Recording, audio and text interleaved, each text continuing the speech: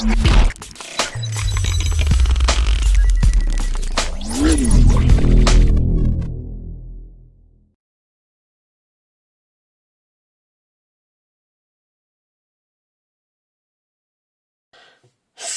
à tous, on se rejoint aujourd'hui pour une nouvelle vidéo de test avec aujourd'hui un très joli smartphone, le Motorola Edge. Alors, comme j'ai dit dans le déballage, les derniers Motorola, je les ai un peu lynchés parce que leurs modèles ne sont pas vraiment intéressants et ce sont des tarifs qui sont beaucoup trop chers pour ce qu'ils proposent.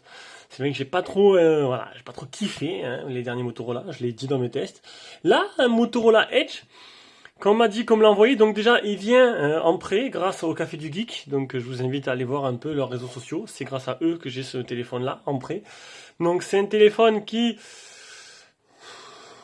renouvelle un peu le genre de chez Motorola. Là ils ont pris des risques, Alors déjà, petite parenthèse, je sais pas si ça vient de mon modèle exactement ou si c'est tous les Motorola Edge, mais j'ai des problèmes de réseau avec ce téléphone. J'ai dû me mettre en Wi-Fi. Parce que en fait, en réseau normal, il a du mal à capter. Déjà, ça commence bien. Alors maintenant, c'est possible que ce soit mon modèle. Alors c'est sûr, c'est pas une bonne publicité, mais je pouvais pas ne pas le dire, tout simplement. On verra ça tout à l'heure en jeu. Il est impossible pour moi de jouer à Call of Duty sur mon réseau. Donc j'ai testé d'abord avec une puce SFR, avec une puce Bouygues, et je me suis rendu compte en fait que c'était vraiment le téléphone, que c'était pas la puce ni le réseau. Car qu'après j'ai joué à Call of Duty mais en partage de connexion avec mon Oppo. Et j'ai refait un test ce matin chez moi parce qu'à chaque fois c'était au travail pendant mes temps de pause. Là je capte à fond le 4G+. Et si je fais une partie de Call of comme j'ai voulu faire tout à l'heure, première partie en Wi-Fi nickel, tac, j'ai enlevé le Wi-Fi, impossible. La deuxième partie, je ne pouvais pas jouer. Voilà, donc j'ai des problèmes de réseau sur ce téléphone. Alors voilà, est-ce que ça vient de lui ou un autre? Je ne saurais vous dire. Pour ceux qui veulent, je vous mettrai quand même des liens d'achat en dessous dans la description. Hein, peut-être aller voir d'autres tests, alors à moins que les autres le disent pas, je sais pas. C'est un peu le gros point d'interrogation. Allez, on continue. Donc, c'est un téléphone qui ressemble beaucoup au Nex 3 de chez Vivo, pour ceux qui le connaissent. C'est un téléphone Edge, mais vraiment incurvé à l'extrême, comme le Nex 3.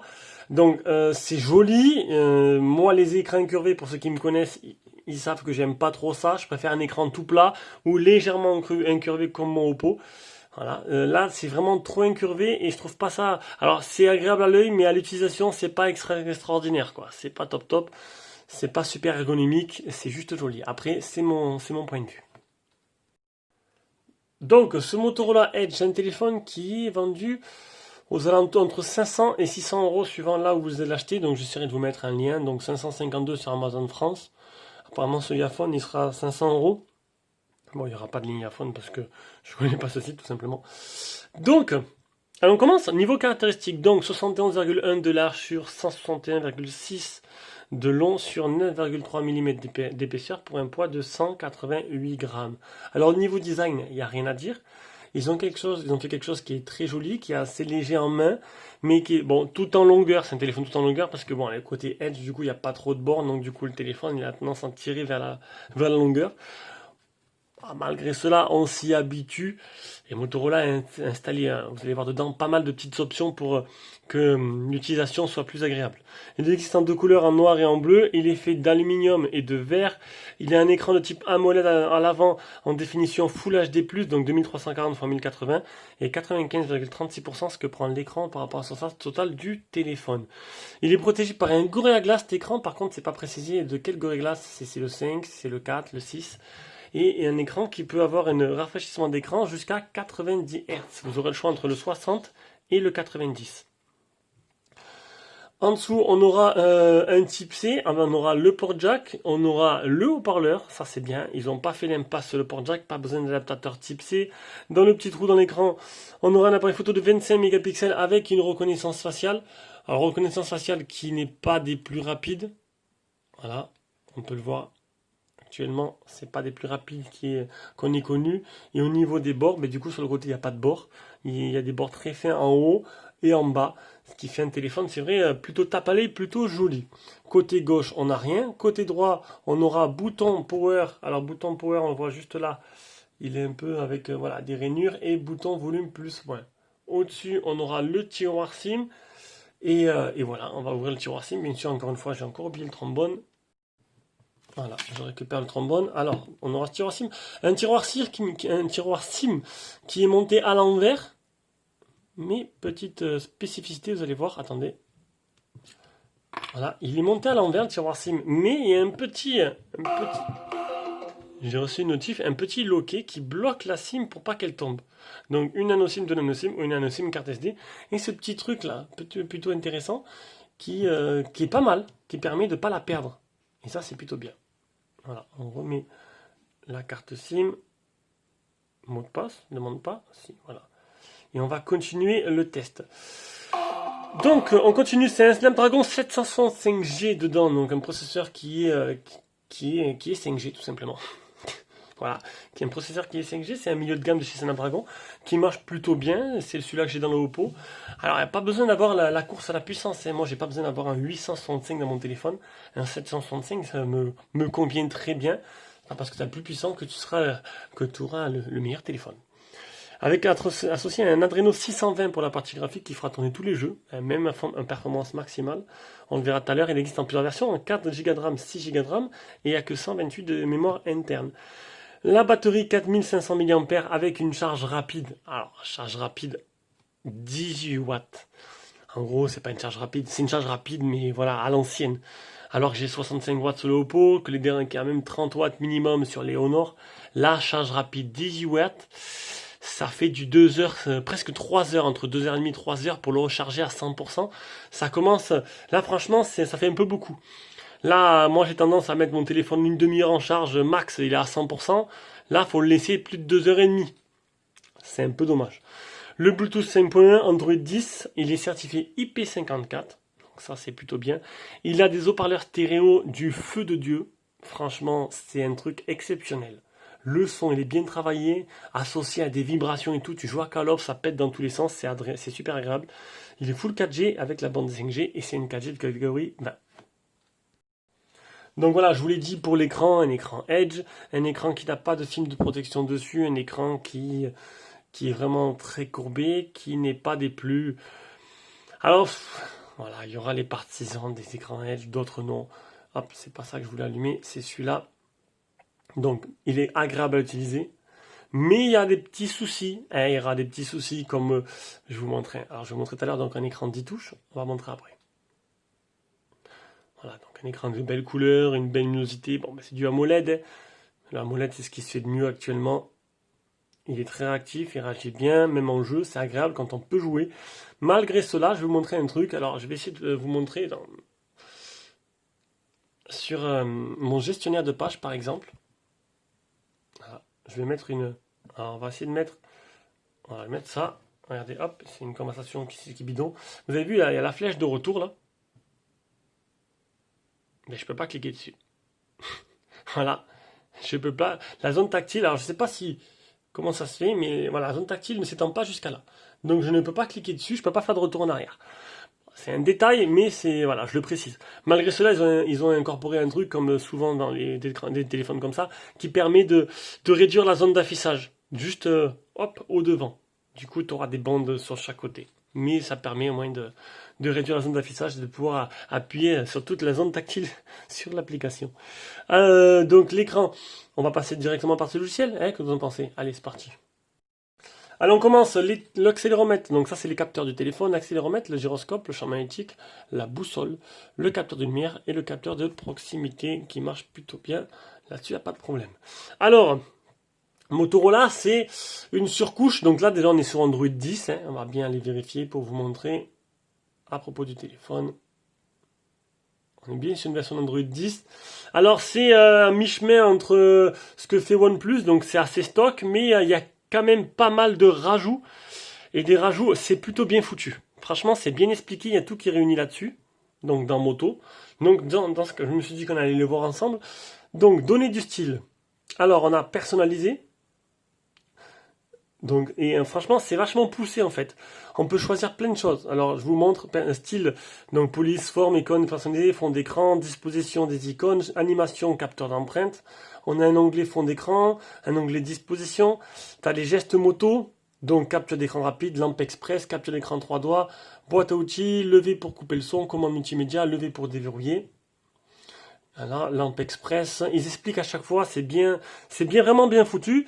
C'est vraiment le truc que j'ai bien aimé. Alors, définissez les choses à votre façon. Donc, écran Motorola, bord tactile, bord illuminé, écran aperçu, écran attentif. On reviendra un peu. Donc, bord tactile, en gros, ben, en fait, tu peux associer des trucs comme le Vivo X3 au bord. Donc, le double tap, clac, tu slides vers le haut, tu slides vers le bas. Le slide vers le bas, tu peux faire descendre l'écran de notification. Tu slides vers le haut, ça fait autre chose. Tu cliques 2 fois dessus, ça apparaît, on a ça. Alors, je l'ai pas activé, il est là. Ah, ça peut pas être activé dans un écran infini. Tac, tu cliques 2 fois là.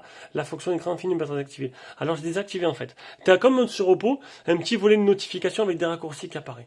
Bord illuminé quand tu reçois des appels. Donc, franchement, c'est plutôt intéressant et bien présenté. Et ça, c'est plutôt pas mal. Si tout le monde pourrait faire pareil, c'est bien.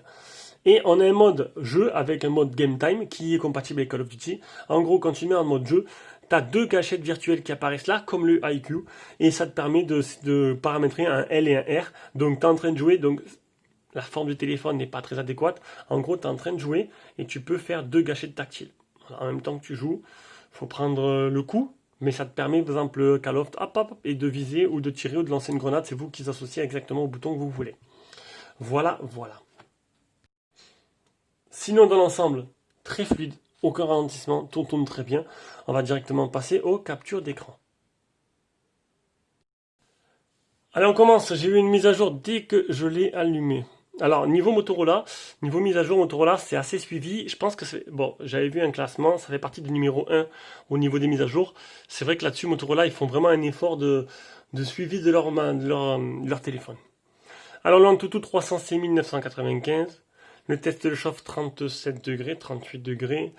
Les Geekbench, le premier. Le deuxième, il n'y a aucun malware qui infecte la ROM. 8794 pour le PC Mark. Les appels 4G, les appels Wi-Fi. Le NFC. Alors ça, voilà, je voulais vous... Bon, vous pouvez modifier... vous avez des thèmes. Icône, écriture et forme. Forme des logos. Franchement, c'est vraiment assez poussé là-dessus, c'est plutôt sympa, tu peux vraiment personnaliser ton téléphone. Alors on va revoir ce qu'on a vu tout à l'heure, les bords illuminés quand tu reçois des appels. Donc l'éclairage, bon, le thème foncé, ça bien sûr, le thème foncé qui est pour l'Android 10. Écran aperçu, afficher une notification interactive, donc ça c'est par rapport au Always on Display. L'écran infini, lorsque l'écran infini est activé, les applications s'affichent sur les bords courbés de l'écran pour une expérience visuelle immersive. Voilà, et les applications qui sont compatibles, elles sont là. Les couleurs, vous pouvez choisir la température des couleurs. Taux de rafraîchissement, ou 60, ou 90, ou auto. Donc auto, ça veut dire qu'il se mettra en 90 avec des applications compatibles et qu'il restera en 60 avec celles qui ne sont pas compatibles. Écran attentif, il reste allumé quand vous le regardez. Je voulais vous montrer. Alors, affichage sur écran brouillé, écran attentif, boîte outils écran, capture d'écran 3 doigts, bord tactile. Le style du capteur d'empreinte. Performance adaptative. L'intelligence artificielle voit un peu comment vous utilisez le téléphone et il s'adapte en fait. Pour faire économiser de la batterie. Et là, on arrive à l'autonomie, donc premier jour, 51% en 14h13, 3h15 écran allumé et 6 minutes d'appel. Donc c'est un téléphone qui m'a fait une journée avec la moitié de la batterie. Donc c'est plutôt intéressant, c'est un téléphone qui pourrait vous durer jusqu'à 2 jours, suivant votre utilisation. Voici l'historique de la batterie. Et le test GPS, 24 satellites fixés sur 31, 3 mètres de marge. Voilà pour la partie logicielle. On passe à la partie jeu. Et la partie jeu, donc la partie jeu, comme je vous l'ai dit, des gros problèmes. Voilà, donc la Moto Game Time activée, ça veut dire que tu as le mode jeu qui est juste là. Tu peux choisir un peu tes notifs. Ici, c'est les boutons LR que vous pouvez placer pour associer, pour avoir 2 boutons supplémentaires tactiles. Moi, je joue en snipe, ça sert à rien. Alors, je vais vous montrer un peu ce problème de réseau. Donc là, je suis en Wi-Fi. Donc le Wi-Fi, pas de souci, je vais pouvoir jouer. Je vais devoir désactiver le Wi-Fi. J'attends d'être sur le menu principal. Je désactive le Wi-Fi.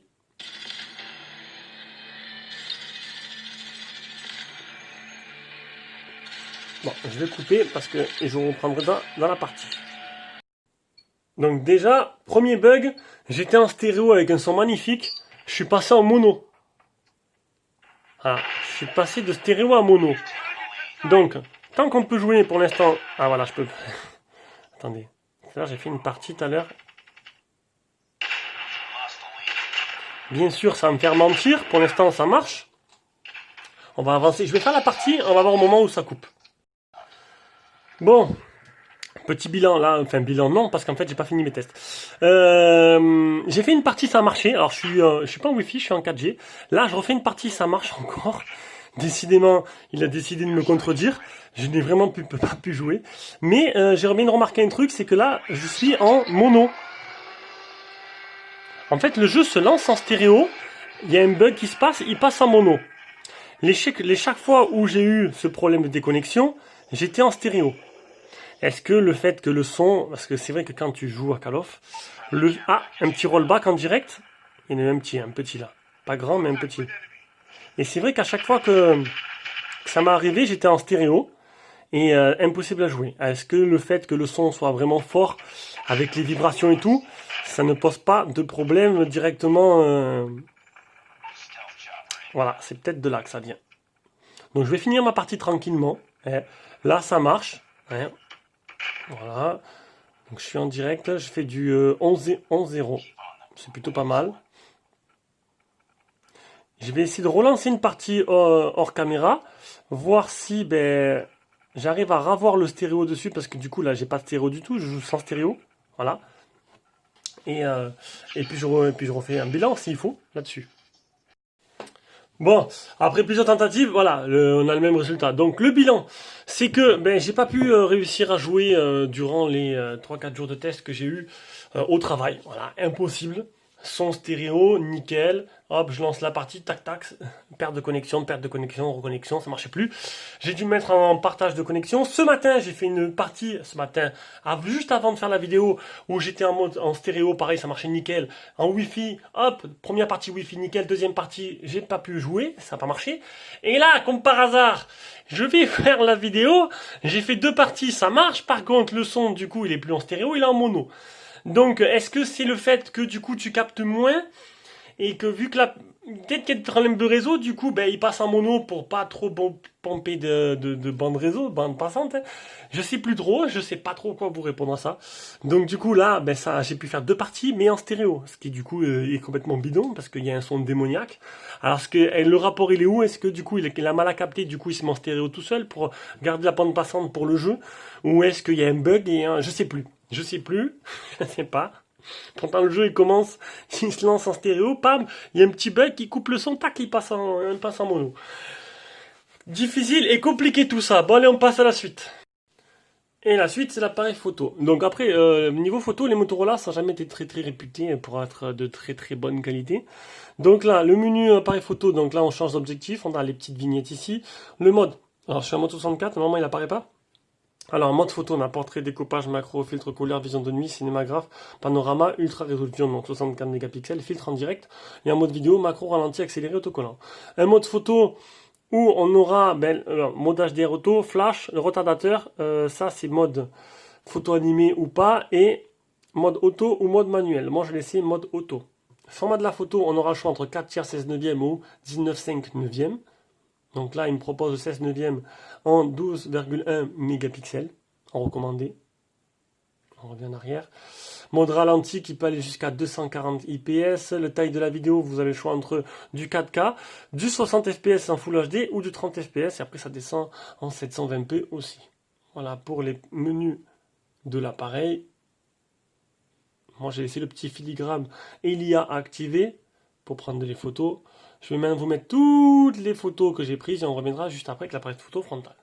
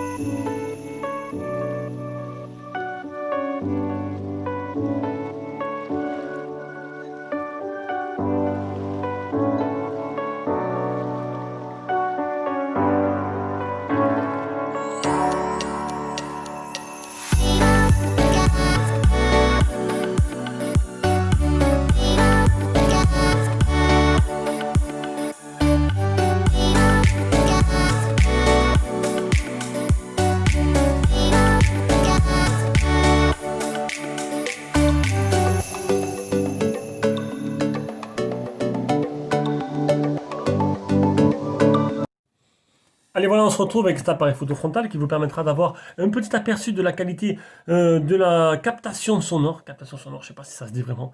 Voilà, de l'enregistrement sonore ainsi que la qualité de cet appareil photo selfie de 25 mégapixels. Donc les photos sont correctes sans être extraordinaires. Et, le flash marche très bien, il déclenche bien, l'image est bien lumineuse. 2 jours, c'est plutôt correct. On a un zoom x2 seulement. Zoom optique, x2. On a un grand angle, j'ai pris quelques photos macro, donc il est plutôt débrouillard dans toutes les situations, même si j'ai pas été extasié devant les photos. Par contre, en mode nuit, bon, le mode nuit marche plutôt bien et on voit bien qu'il éclaire bien les zones d'ombre. Par contre, vous avez pu voir dans le comparatif sur Facebook avec mon Oppo Reno, l'Oppo Reno il est devant. Dans mon jardin avec la petite guirlande seulement, petit éclairage, c'est bien, c'est mieux que le dernier Nova 7 Pro, mais c'est en dessous de mon Oppo Reno 4 Pro. Voilà. Allez, dernière partie de ce test avec le son. Je vous l'ai dit, le son, il est vraiment exceptionnel quand tu veux marcher. Donc quand tu joues à Call of Duty et que ça pète, t'as les vibrations derrière, tu tires, tu sens le téléphone qui vibre et tout, c'est vraiment exceptionnel. Le travail était vraiment bien fait là-dessus. Quand ça veut marcher, bien sûr.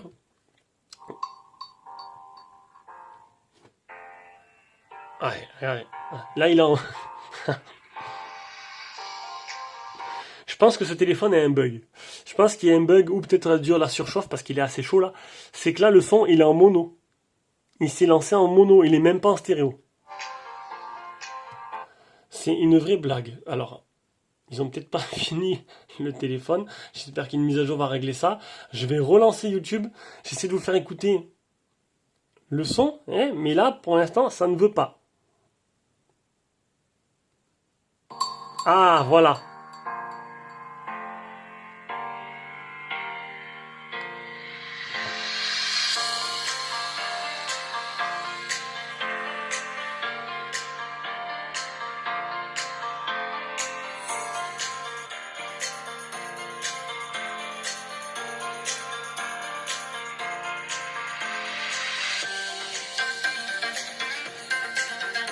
Voilà, niveau son, il envoie du lourd. Il fait partie de mes préférés là-dessus. Voilà, et niveau communication, non, ça marche très bien, on vous entend bien, et on vous entendra bien, et etc. Vous pouvez papoter pendant des heures. Donc, voilà, c'était un test assez laborieux de ce Motorola Edge. J'ai pas pu vous montrer la partie jeu qui déconnecte, bien sûr, ça marchait hors caméra, ça marche plus là. Bon, je sais plus quoi vous dire. Voilà, je sais plus quoi vous dire. Il y a des petits bugs quand même, il n'y a pas tout qui est réglé dans ce téléphone. Et le truc, c'est que je ne saurais même pas vous dire d'où ça vient. Est-ce que ça vient du fait qu'il chauffe? Est-ce que ça vient du stéréo qui fait que ça capte moins bien? Alors, je sais même pas s'il y a un rapport entre les deux. Est-ce que ça vient qu'il y a un problème avec la carte réseau? Est-ce que c'est que ce téléphone-là ou est-ce que c'est tous les Motorola Edge? C'est un gros point d'interrogation. Voilà. Sur ce, je pense que c'est terminé. Je vous fais gros bisous et puis on se rejoint pour une prochaine vidéo. Ciao, ciao.